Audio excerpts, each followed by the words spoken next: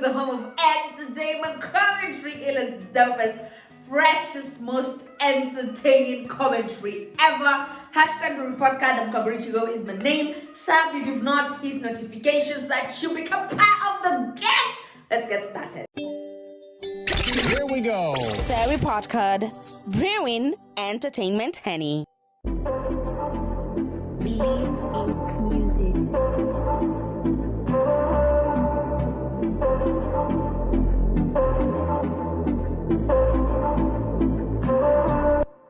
Hey!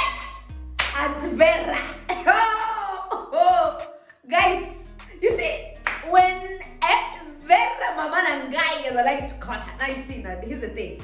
She did this flashy baby shower. Her man them was there. You'd see Brahmoso, you'd think Brahmoso is a first time Zaddy, like pampering her, taking care of Vera's shoes.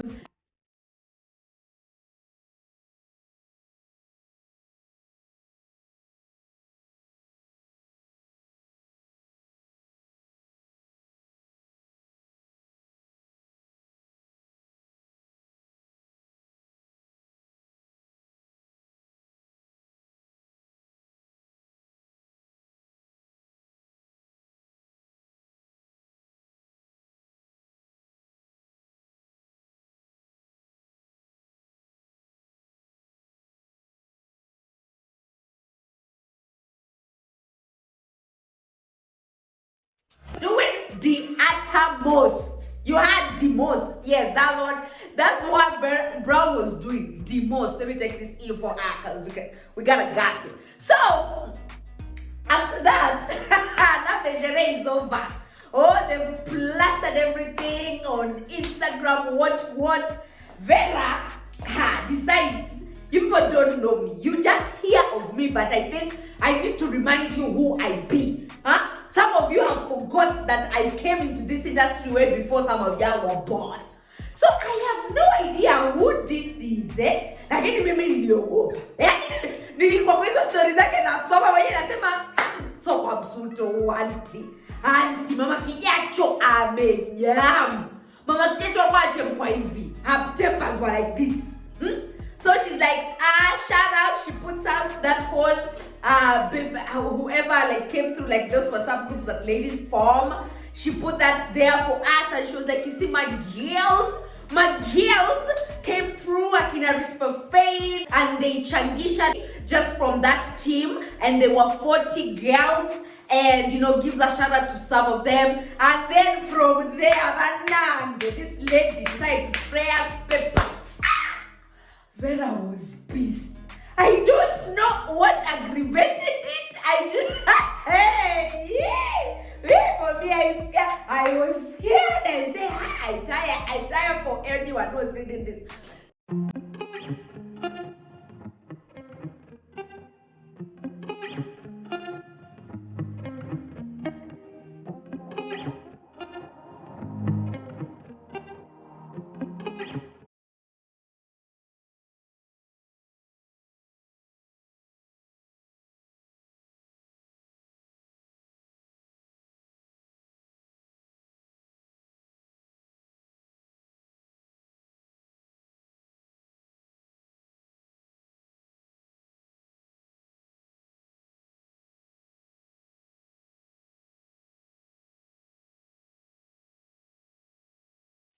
So she starts this week by saying, first of all, I think I need y'all who are on Facebook and Wichi. Mama on Facebook, let this information get to your ears. Do you hear me, you Facebook women? And then the ones who are here, I don't know, claiming that my baby shower cost 80,000. She put out that invoice and she was like, does this look like a gig for 80K?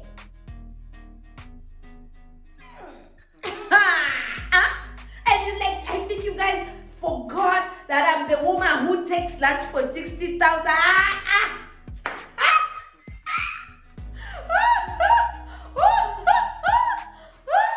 Then we forgot she's the woman who takes lunch for 60K.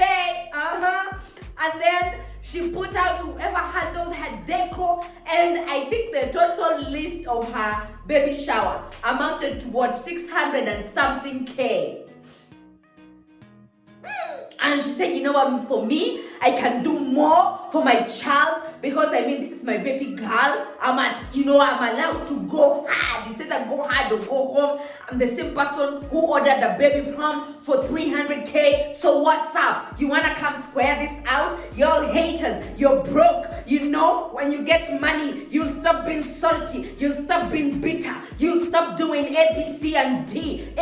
Bana. And then on top of that, she forgot to mention that her man gave her a title deed, or her man bought her some piece of land, God knows where. Then I laughed. And then you know what, guys were like, you see, she's like, the same people who want to sell fake stories.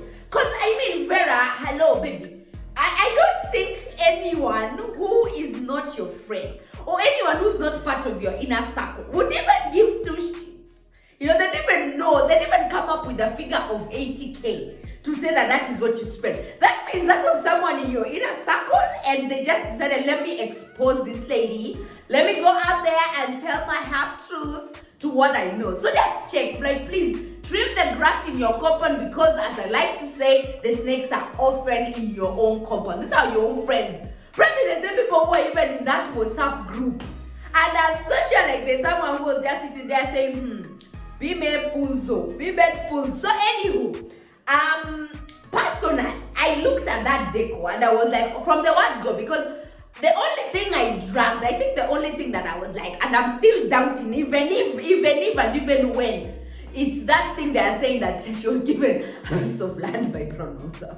I'm still like, so, but then if you look at the decor, it did look expensive, but at the end of the day, at the back of my mind, I'm just like 600K for a baby shower. Even people, when you even put people in these groups and they have to just donate like 2K or 1.5 or 2,500 or 5,000 at most, guys complain, they beef. So this one, 600,000 and plus some some command is there. Is it even necessary? Me being who I am. Honestly, I do not think, it's like, my baby is going to look back at this and she's going to appreciate what I did for her. See, listen, your baby, the question your baby is going to ask you, because we know babies, she's going to be like, Mommy, is this you? Mommy, is this you? And she will not really care whether you spend 600, 1 million or 500K or 50K on a baby or shower. Honestly speaking. And then she even talked about her wedding, they're planning to do. That was a joke. They're planning to do the wedding. When are they planning to do it? When the baby is born, and maybe she's going to be the one who's carrying the rings for them, bring the rings to the aisle. Oh, honey.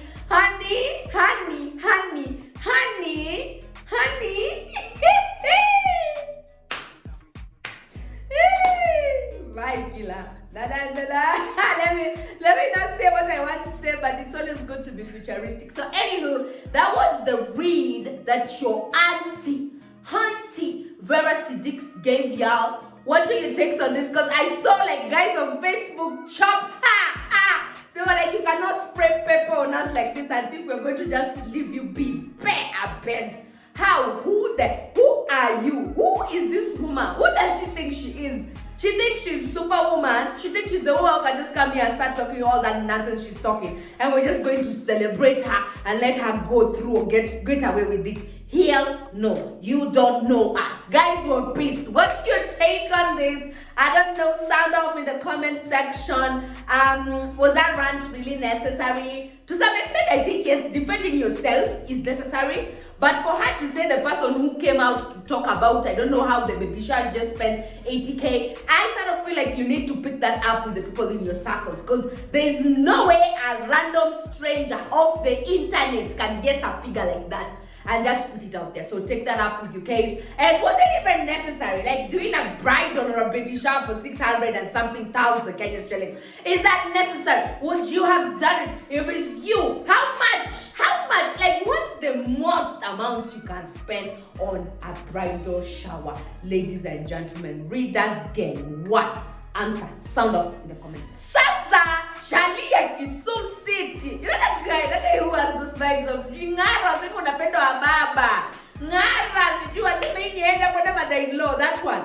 I don't even know his name, but all I know is, first of all, I have to say that guy is very talented. Like, he has a way with words. He just needs to come up with maybe some new punchlines. You hating me for my own suffering? My own sweat that put food on my table? You envy that. My own suffering that I face to live? You envy that. I am only trying. I am always striving, trying my best. I am only persevering. Why must it be like that? Why can't you be in your lane and leave man for me? If you start destroying me to others, just remember I was once a good person to you in your dictionary. What you think of me is none of my business, but it's annoying to see a friend turning into an enemy. And so he goes on live, or it was over the weekend or something. The man was crying like a 2-year-old child, saying life in Nairobi is hard. People have deceived him. He has not received pledges and promises from the people he thought would come through for him. And then Jalamo now comes out and reveals the man's paycheck.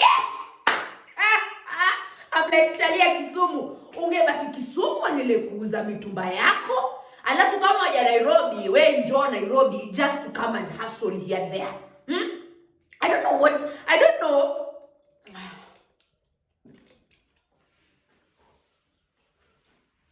Yeah? Frankly speaking, guys, Chalia Kisumu thought he's going to come to Nairobi. 5 seconds later, they're probably going to gift him a car. He's going to be driving. Because you see, when someone just wears those outfits, you might think Atum says I am your mocha. And I'm sure like the pressure down there in his home village, they are now saying this man he was carried in a flight, like he took a plane from Kisumu to Nairobi. We've had he's been given a business gig by some of the biggest companies in Nairobi. Vanange the man deserted his Mtumba selling business in Kisumu. Chalia Kisumu, rudi Kisumu, endelea kuuza mitumba yako. Ndugu yangu. Maybe no one is going to give you such advice. Because when Jalamo broke down the full budget, said Divine Collections gave this man 50,000 plus, I don't know how's it. Notify Logistics 50K, someone else 50K. So you see, it's money that Ntume invoice ya 50-50, they pay 50-50. So tuka kujua kutuma invoice, then there's a guy anafanyia Divine anaitwa Simon, akatuma invoice. Kutuma invoice wakalipa 50, walilipa direct kwa simu yangu. Hiyo 50, na kuna yenye Jalama alisema alipatiwa na watu wa Odibet 50, lakini hiyo sikuwa nimepokea. Baada aliniambia tu like akona mzigo wangu nafaa kwenda kuchukua. Okay. Juu hata jana nilikuwa natumia message kumuelezea situation venye yuko, akaniambia atanisaidia. I just keep calm, we'll talk. Nikapatiwa bills 2 na JNBMB. Hizo ambia ntume. So when Chalia Kisumu landed like this, I'm sure at the back of his mind he made calculations and he thought, all my problems, I've told them sayonara, because right now I'm probably going to be living in a big old house. I'm going to be driving big old cars. I'm going to be living the life that I just saw some of my favorite influencers live. Hey! Then when I think someone pacified him or something like that, the man calmed down and he went back to cycling his legs up in the air like this. Marketing again for Divine Collectors, and guys are like, brass, listen. Don't come back here crying. Don't come back here acting like a victim. Sort yourself out, gather yourself properly, and just man up. In Nairobi mse. Chalia Kisumu, rudi Kisumu, endelea kuuza mitumba yako. Kwa sababu pengine no one is even going to give you this type of advice. But let me be the one to do it for you. Go back to Kisumu, take your Mtumba business with the money that you've made, and expand it probably, or have some multiple strings of people selling the Mtumba businesses. And when people know that it's your business, people will promote you. It is better to work and to rely on your own thing than to depend on people. Alafu unakumbuka chali ya Kisumu jamani, ile ilikuwa kiki ya makaratasi. Kile kitu kilikuwa, you see, people spot these things and they know. Kama yule jamaa wenyu ule Kasima hivi alikwenda wapi? Where are guy? Ule msaidia kwa mshungalia mama ya alienda. We forgot about him. Kwa sababu ni nini? Kikiza makaratasi. So inakuja isha. We forget about it. We move on.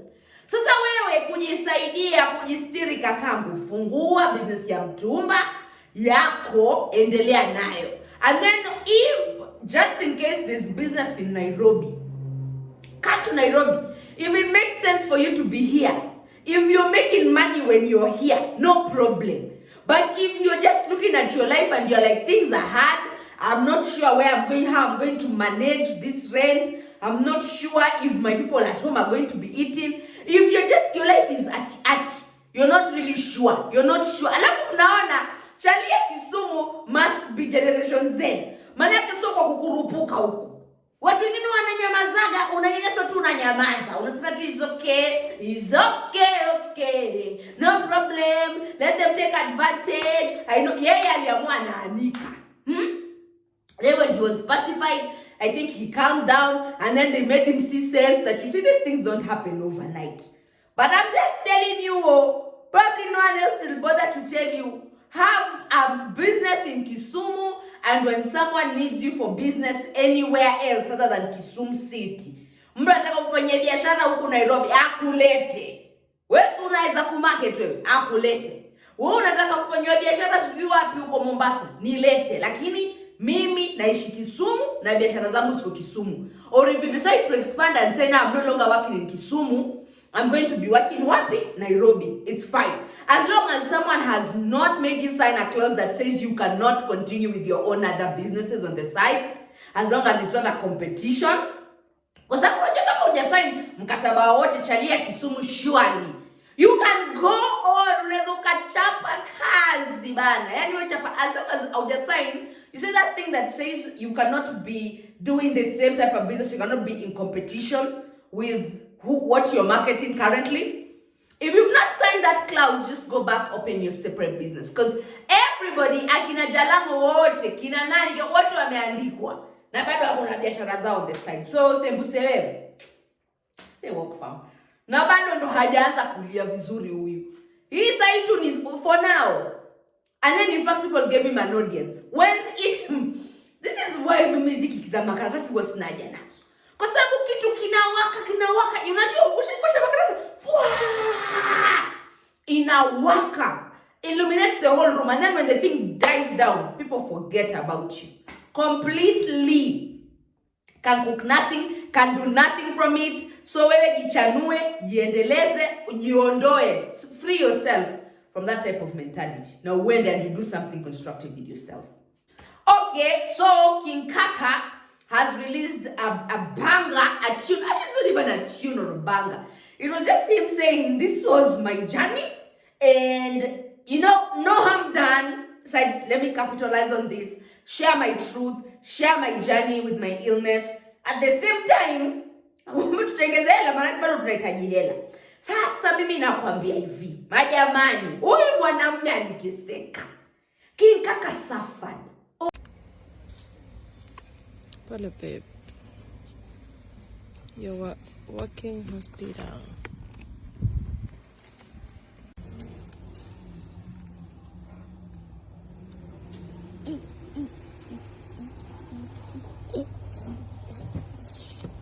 Be careful. Okay.